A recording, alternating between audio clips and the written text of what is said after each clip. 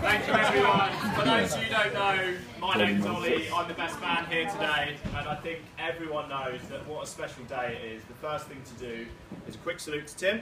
Yep. You need to see that off. A quick thanks to my warm-up acts. Well done. Jack, you should be very proud, as you do, Marianne. Kat looks absolutely stunning, as we've said many times today. She's an absolutely amazing girl, and I couldn't be happier that my best mate's marrying her. One more round of applause for the bride.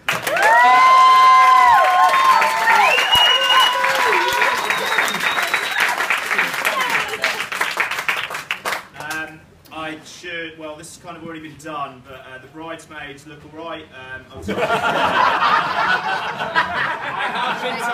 have been told they're quite approachable after a few glasses of wine. So,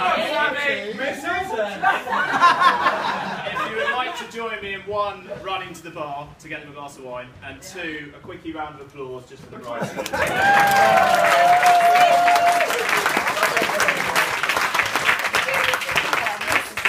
To my fellow groomsmen, it has been slightly warmer than expected today. We've done a cracking job walking the bridesmaids down the aisle, made them look good. Ben doing his thing on the guitar, much appreciated. Dean, no show at the staff, good to see you today.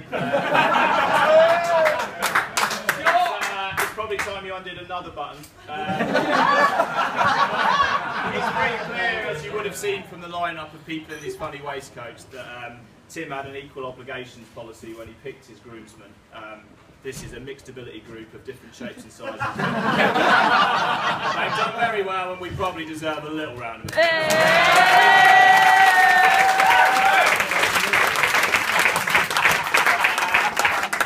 While I'm thanking people, I want to make a mention of Martin and Marianne, Tim's parents. They were very close to me when I was growing up, and me and Tim were spending a lot of time together, not like that. I want to thank them for their kindness and generosity over the years, particularly in making me feel very welcome. Tim certainly inherited a whole load of Marianne's athletic and sporting ability, and abilities on the hockey and the tennis pitch and whatever else he does now. Martin, on the other hand, he was always the kind of guy who'd make us laugh. He's just sort of really funny. He'd sometimes just so dry, he'd just make us laugh reading the TV guide or something like that. To be fair, he used to do it with his cock out. But, aside from that, they tried to teach Tim the values of working hard for his money. He was made to do chores around the house, whether it be clean his mum and dad's car, mow the lawn, do some domestic chores around the house. I think that stopped actually when they caught him cleaning the toilet with his mum's toothbrush. He has a lot to thank them for, if I can say so. They're kind, relaxed, they're sporty, but they did a lot to instill the right values in Tim. They're celebrating 35 years of marriage themselves this year.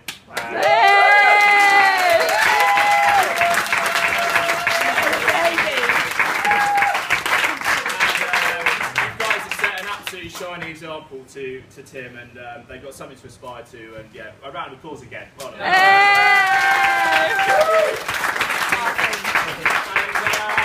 And so on to the man himself, Timothy. I mean, I could stand here and tell you all manner of embarrassing stories about him, how his favourite artist is Pink, and make him feel about that small. But that'd be nothing new.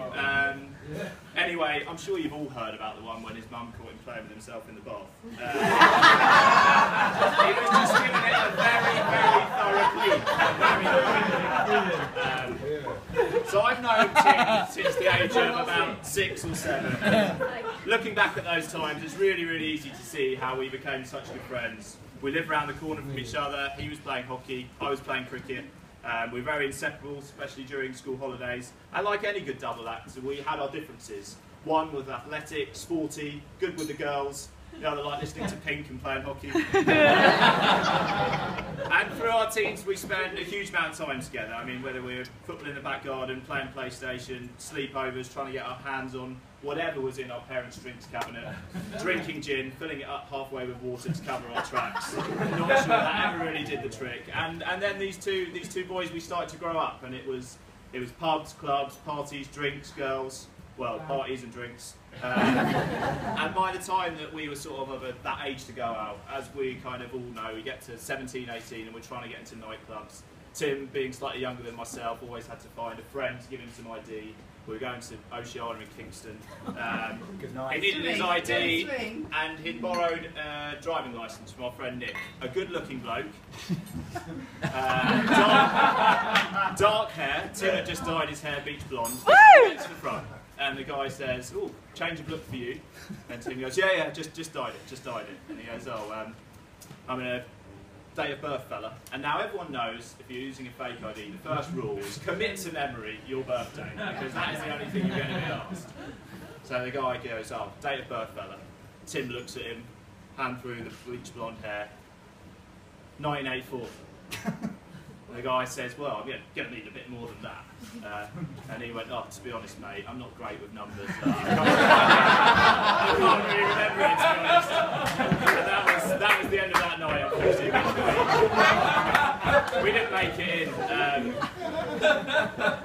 When Tim asked me to be his best man soon after proposing, it goes without saying I was absolutely honoured. And to an extent, I was slightly taken back. I mean, we'd spent so much time together growing up. You're then at different unis. I was in Leeds, he was in Portsmouth. He's living down south, I'm living in London. And it meant that for the last 3 or 4 years we hadn't been able to see each other as much as we might have liked. And it was exactly the kick up the arse our friendship needed. And planning the wedding, planning the stag, and everything in between was absolutely amazing. I'm so grateful for the opportunity to stand here and talk about how glad I am to see my oldest friend looking so happy. And well done to you too.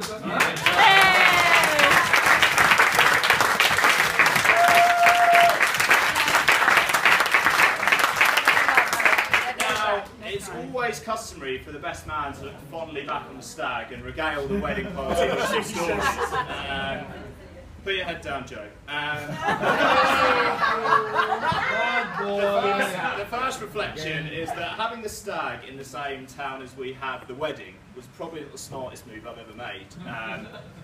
We've had to detour around the police station. A couple of the waitresses look very familiar. And I've seen Shagger Ed nervously fidgeting at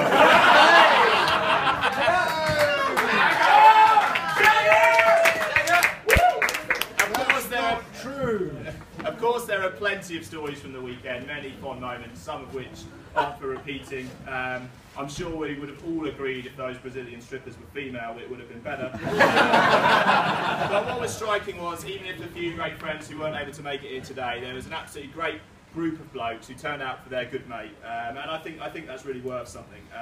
Even if he did spend most of the weekend in a lovely lacy blue dress. I think probably the other thing that struck me about the stag, and like this is getting a bit deep, is that Fruity's still about 100 quid of the whip. So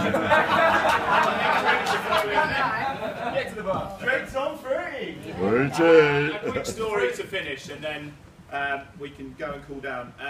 At Tim and Kat's engagement party, which happened round the corner from my house in Sunbury, my young sister was being sick in the toilet. My dad was playing drinking games with people half his age. And my mum had too many sherries, and so I decided to walk her home. And on the way home, having witnessed this lovely engagement party and how happy Tim and Kat were together, she said to me, "When are you going to find a nice girl and get married, Ollie?" And I know, she's a supportive type. And after brushing her off with a lavish response, something like, "Oh, I could if I wanted to," I started to think about this a bit more. Finding someone you want to spend the rest of your life with, it's not something you can just decide to do. Certainly you need a bit of luck to be well matched. Kat's a teacher, Tim needed to learn how to read.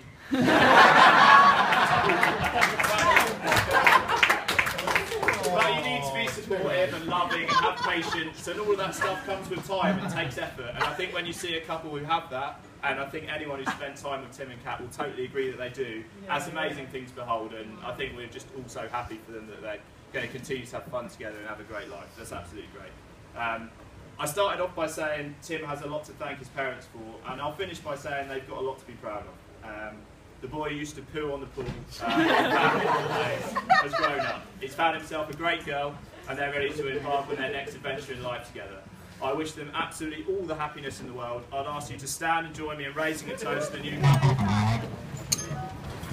It's the end of the speeches tonight, so before we raise your toast up in honour of Roland-Jones, I'm available for event speeches. I'll see you on the dance floor or at the bar, but for now, Tim and Kat.